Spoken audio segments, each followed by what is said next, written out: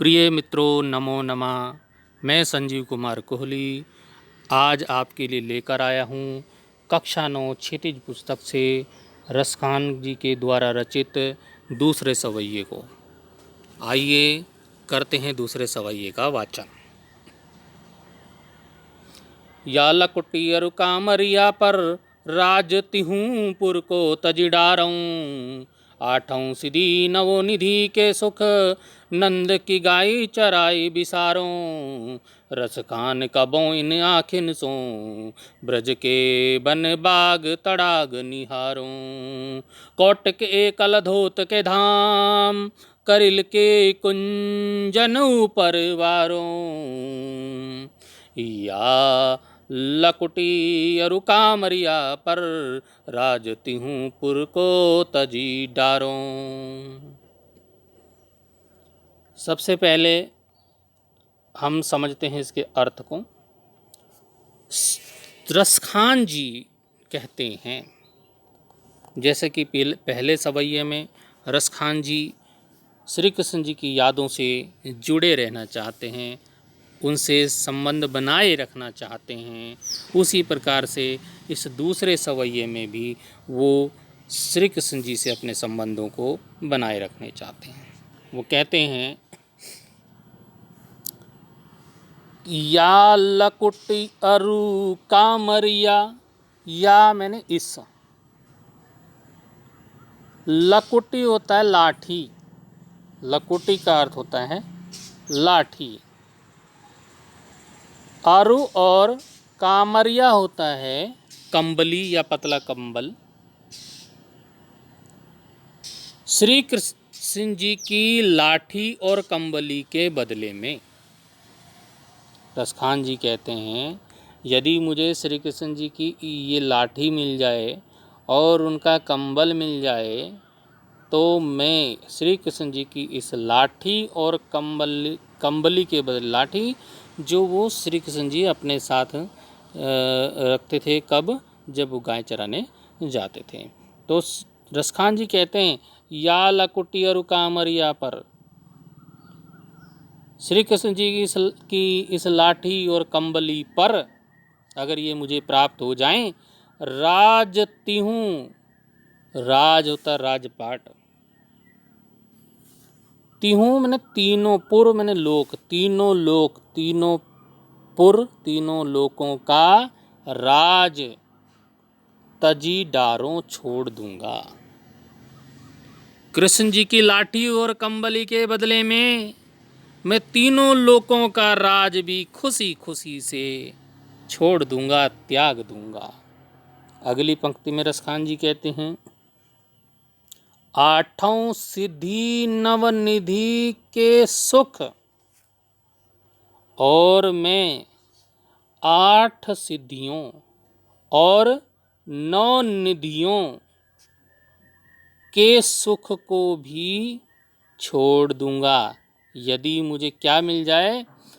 नंद की गाय चराई बिसारों। नंद बाबा की गाय चराने के लिए मिल जाए तो मैं भूल जाऊंगा, बिसारों मैंने भूल जाऊंगा या त्याग दूंगा। किसको छोड़ दूंगा?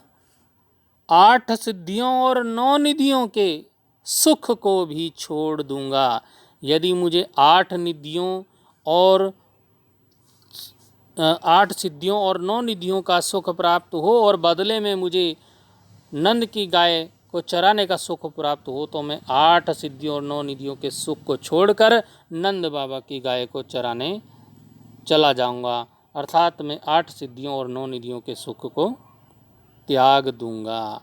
अभी 8 सिद्धियां, 9 निधियां कौन कौन सी होती हैं? 8 सिद्धि अणिमा, गरिमा, लघिमा, प्राप्ति, प्राकाम्य, महिमा, ईशित्व, वशित्व, 8 सिद्धियां होती हैं।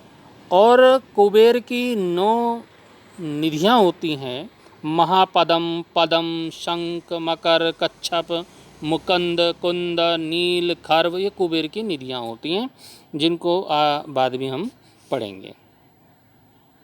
रसखान जी तीसरी पंक्ति में कहते हैं, रस खान कभों इन आँखिन सो, रस खान कभों इन आँखिन सो, ब्रज के बाग, ब्रज के बन बाग, तड़ाग निहारूं। रसखान जी कहते हैं कि रसखान कबों, कब हे रसखान कब, इन आँखिन सो, इन मैंने इन, कब मैं अपनी इन आँखों से, आँखिन होता है आँखें, आँखों से, मैं कब अपनी इन आँखों से ब्रज के वन, वन होता है वन जंगल, बाग उपवन बगीचे, तड़ाग सरोवर तालाब, निहारों मतलब देख सकूंगा।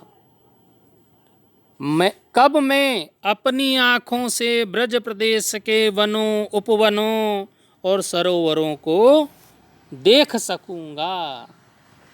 अगली पंक्ति में कहते हैं कोटिक एकल धूत के धाम। कोटिक, कोटिक होता है करोड़ों, कल धोत, कल धोत होता है सोने से बने हुए, सोना या जिसको स्वर्ण भी बोलते हैं, सोने से बने हुए धाम, धाम होता है घर या महल। कोटिक एकल धोत के धाम, कोटिक करोड़ों कल धोत के धाम, करोड़ों सोने से बने हुए घर मैं निछावर कर दूंगा। काहे पर? करील के कुंजन ऊपर वारों। यदि मुझे ब्रज भूमि के करील के लता मंडप झुंड, करील के वृक्षों के झुंड मिल जाएं, लता मंडप मिल जाएं, तो उनके ऊपर में करोड़ों सोने से बने हुए घर भी निछावर कर दूंगा।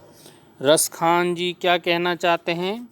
रसखान जी कहना चाहते हैं कि करील के घने लता मंडपों को देखकर तो मन होता है कि इनमें निवास करने के लिए करोड़ों सोने के महलों भवनों को भी इन पर निछावर कर दूं। तो रसखान जी क्या चाहते हैं? रसखान जी ये कहते हैं कि यदि मुझे श्री कृष्ण जी की लकोटी और कंबली मिल जाए तो मैं तीनों लोकों का राज भी छोड़ दूंगा, और यदि मुझे 8 सिद्धियां और 9 निधियों के सुख को छोड़ना पड़े तो मैं छोड़ दूंगा, पर उसके बदले में क्या मिल जाए? नंद की गाय चराए बिसारों। मैं नंद की गाय मुझको चराने के लिए मिल जाएं तो मैं भूल जाऊंगा, बिसारों भूल जाऊंगा। क्या भूल जाऊंगा? 8 निधियों और 8 सिद्धियों और 9 निधियों के सुख को भी मैं क्या करूंगा? भूल जाऊंगा।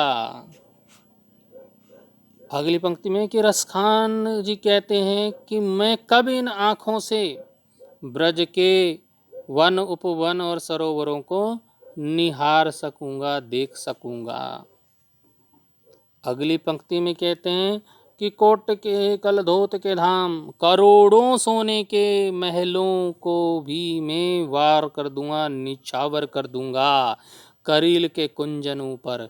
यदि मुझे ब्रज भूमि के करील के लता मंडप मिल जाएं तो मैं उनके लिए मैं करोड़ों सोने के महल भी त्याग दूंगा।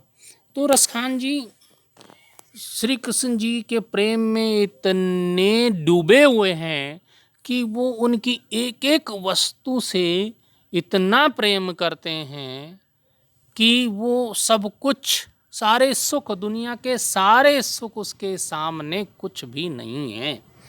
तो हम आगे इसमें जो कठिन शब्द आए उनके अर्थों को, शब्दार्थ आप इसमें देख सकते हैं, या इस लकोटी लाठी अरु और कामरिया कंबली, पतला कंबल को बोलते हैं। और तीनों पुरलोक नगर तजी त्याग दूं, डारों दूं, डाल दूं। ये आठों सिद्धियाँ, 8 सिद्धियाँ मैंने आपको अभी बताई। तो 8 सिद्धियाँ कौन कौन सी होती हैं? अणिमा, गरिमा, लघिमा, प्राप्ति, प्राकाम्य, महिमा, ईशित्व, वशित्व। और 9 निधियाँ कौन कौन सी होती हैं? महापदम, पदम, शंख, मकर, कच्छप, मुकुंद, कुंद, नील, खर्व, ये कुबेर की निधियाँ हैं। विशारों का अर्थ था भूलूं या भूल जाऊं। और तड़ाग तालाब, निहारों देखूं, कौटिक करोड़ों, कलधोत सोना स्वर्ण, धाम होता है घर, और कुंजन लताओं का झुंड या मंडप, वारों निछावर कर दूं। तो अब इस पर आधारित हम प्रश्नों के उत्तर जानेंगे।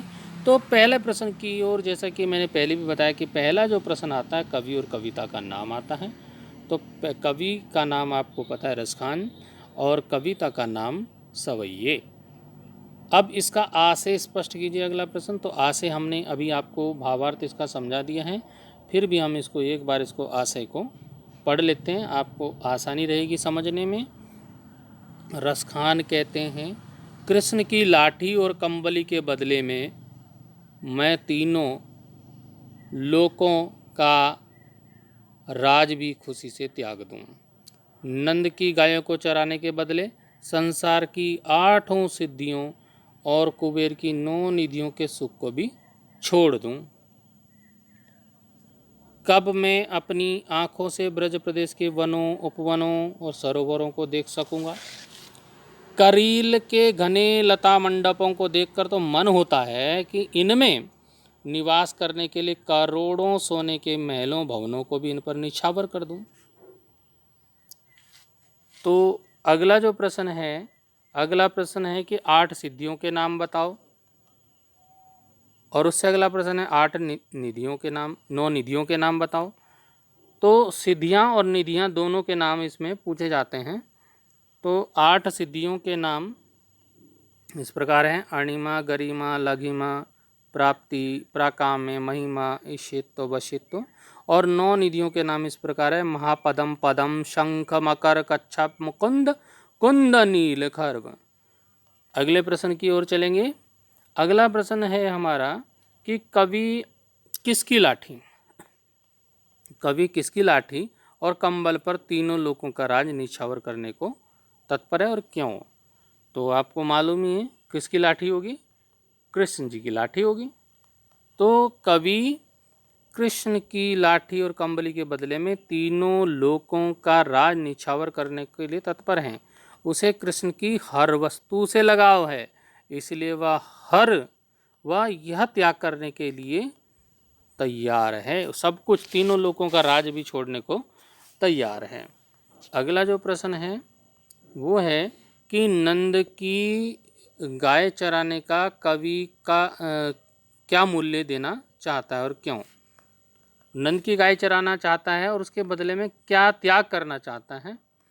तो कवि ने बताया है कि नंद की गायों को चराने के बदले कवि 8 सिद्धियों और 9 निधियों के सुख को भी त्याग सकता है। कारण यह है कि नंद की गाय चराने में उसे कृष्ण के सानिध्य का अवसर मिलेगा, जो कि उसके लिए अमूल्य है, जिसका कोई मूल्य ही नहीं है।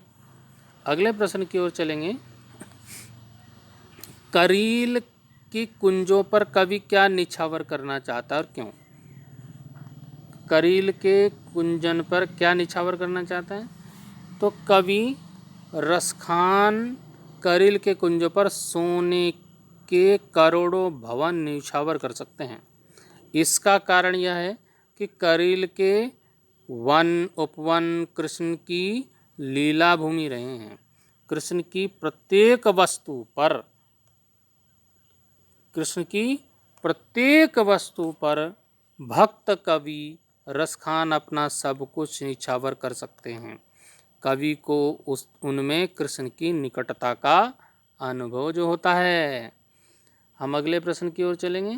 अगला प्रश्न कह रहा है कि रसखान का ब्रज भूमि से प्रेम अनुपम है, सिद्ध कीजिए। तो सिद्ध तो इसमें हो ही गया है, लेकिन आप क्या लिख सकते हैं इसका उत्तर? कवि को ब्रजभूमि से अद्भुत प्रेम है। वे वहाँ के वन, उपवन, सरोवरों, करील के कुंजों को निहारते रहना चाहते हैं। उनके सामने संसार के अन्य सभी सौंदर्य और सुख उन्हें व्यर्थ जान पड़ते हैं। वह उन पर सर्वस्व निछावर करने को तैयार है। अगला प्रश्न है, रसखान का ब्रज प्रदेश से गहरा लगाव है, सिद्ध कीजिए। तो एक ही प्रकार उत्तर लगभग एक सा ही है, लेकिन प्रश्न अलग अलग तरीके से पूछा जा सकता है। रसखान का ब्रज प्रदेश से गहरा लगाव है, यह सत्य है। यदि ऐसा न होता तो वे ब्रज के कण कण में बस जाने की बात ना करते और ना ही वहाँ की कृष्ण से संबंधित प्रत्येक वस्तु पर सर्वस्व निछावर करने की बात करते। तो ये इससे सिद्ध होता है। अगले प्रश्न में प्रश्न पूछा जाता है सवैये का भाव सौंदर्य, और अगला प्रश्न पूछा जाता है सवैये का शिल्प सौंदर्य। कभी कभी इकट्ठा भी पूछ लिया जाता है कि सवैये का भाव और शिल्प सौंदर्य बताइए। तो किसी भी प्रकार से पूछा जा सकता है। तो भाव सौंदर्य और शिल्प सौंदर्य हम जान लेते हैं। भाव सौंदर्य में उसमें क्या भाव है ये बताया जाता है। इस सवैये में रसखान का कृष्ण प्रेम और कृष्ण की लीला भूमि ब्रज प्रदेश से गहरा प्रेम प्रदर्शित हुआ है। कवि की समर्पण भावना और भावुकता भक्त हृदय को सीधे प्रभावित करती है। अब शिल्प सौंदर्य। शिल्प सौंदर्य में यह सवैया संगीत, लय, छंद की दृष्टि से अत्यंत मनोरम है। तो इसमें शिल्प सौंदर्य में संगीत, लय, छंद के बारे में आपको बताना होता है। अगला जो है छंद की भाषा, जो सवैया छंद है उसकी भाषा क्या है? सरस है, सुमधुर है और प्रभावपूर्ण है। और ब्रज भाषा है, जो कृष्ण जी की भाषा रही ब्रज भाषा, वहीं का ये लिया गया है। अनुप्रास अलंकार की छटा दिखते ही बनती है। उदाहरण नवनिधि, नवनिधि न दोनों में आया है। गाई चराई, ब्रज के वन बाग तड़ाग, कोटिक एकल धोत के धाम, करील के कुंजन। तो बार बार जब एक ही वर्ण की आवृत्ति होती है तो वहाँ अनुप्रास अलंकार होता है। तो यहाँ पे अनुप्रास अलंकार का प्रयोग होता है। इस प्रकार से हमने रसखान जी के दूसरे सवैये या लकुटी और कामरिया पर राजती हूँ पुर को तजी डारों, आठों सिद्धि नौ निधि के सुखनंद की गाई चराई बिसारों, रसखान कभों इन आकिन सो ब्रज के बन बाग तड़ाग निहारों, कोट के कल धोत के धाम, करीर के कुंजन ऊपर वारों का अध्ययन किया। धन्यवाद।